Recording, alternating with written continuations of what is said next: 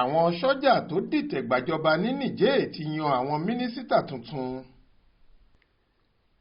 Ìjọba ológun ilẹ̀ Niger tó lé ààrẹ Mohamed Bazoum kúrò nípò lọ́jọ́ 26 oṣù keje ọdún 2023 yìí tí wọ́n sì fòpin sí ètò ìjọba democracy lórílẹ̀‐èdè náà ti kéde ìyànsípò àwọn ọmọ ìgbìmọ̀ alákòóso àti àwọn mínísítà tuntun tí wọn yóò jọ tukọ̀ àkóso orílẹ̀‐èdè ọ̀hún kí wọ́n tó gbéjọba sílẹ̀ fáwọn olóṣèlú.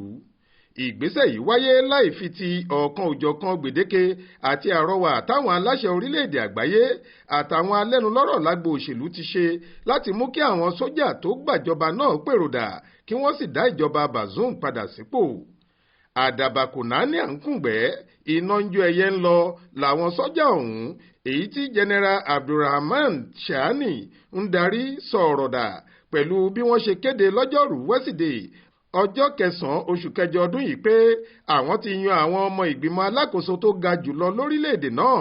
Wọ́n láwọn tí wọ́n yàn yìí ni yóò tukọ̀ ìṣàkóso Niger lábẹ́ ìdarí ọ̀gágun Chiani tí wọn yóò sì tún ṣètò ìdápadà ìjọba fáwọn olóṣèlú lọ́jọ́ iwájú.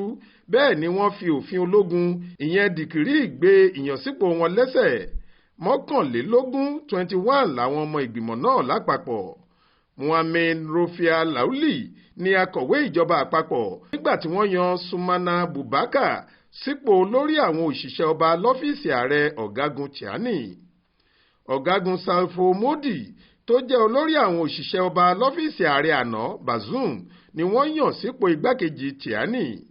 Ṣáájú ni wọ́n ti yan ọ̀gbẹ́ni Ali Maman Leminzeni láti jẹ́ olórí ìjọba nígbà tí Chiani yóò wà nípò olórí ìgbìmọ̀ àpapọ̀ tó ń dáàbò bo ìlú abínibí wọn National Council for the Safeguard of Homeland CNSP gẹ́gẹ́ bí wọ́n ṣe kéde rẹ̀.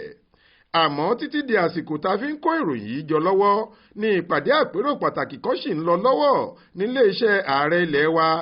Àwọn olórí orílẹ̀-èdè ọmọ àjọ ECOWAS èyí tí Niger náà jẹ́ apá kan rẹ̀ ni wọ́n ń ṣèpàdé láti pinnu ìgbésẹ̀ tó kàn tí wọn yóò gbé lórí ìdìtẹ̀-gbàjọba tó wáyé ọ̀hún àti báwọn sójà ṣe fà á kékọ́rí tí wọn kò fẹ́ dá ìjọba padà fún Bazoum. A gbọ́ pé Bazoum náà ti tọwọ́ bọ̀wé pé òun fipò ààrẹ sílẹ̀ òun ò ṣe mọ́. Faith Adébọ́lá ló ń jábọ̀ ròyìn fún iléeṣẹ́ tẹlifíṣàn Aláròye online.